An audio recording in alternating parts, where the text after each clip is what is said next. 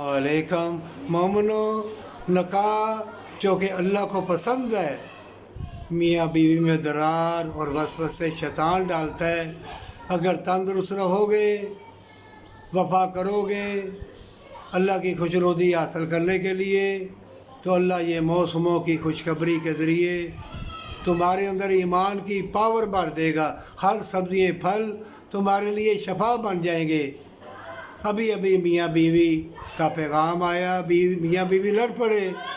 बीवी ने कहा कि नकाह चूँकि अल्लाह को पसंद है, अल्लाह की रज़ा के लिए बीवी ने आगे कदम बढ़ाया, मियाँ से सुलह की, हमेशा की जन्नत के लिए।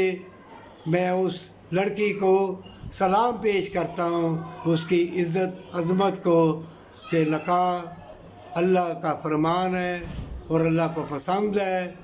उस पढ़ी लिखी लड़की ने ये सोच के अपने मियाँ से वफ़ा की, ना कि आपस में जुदा हुए।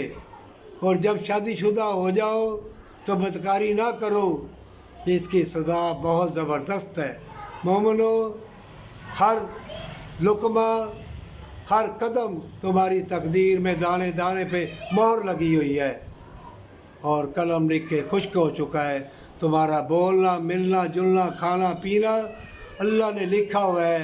अल्लाह से बेहतरी मांगोगे, मोहब्बत प्यार मांगोगे, ऐसी ऐसी दिल फरेब हवाएं मौसम आएंगे, तुम्हारा दिल राज़ी हो जाएगा और हर चीज़ तुम्हारे लिए शफा वाली बन जाएगी।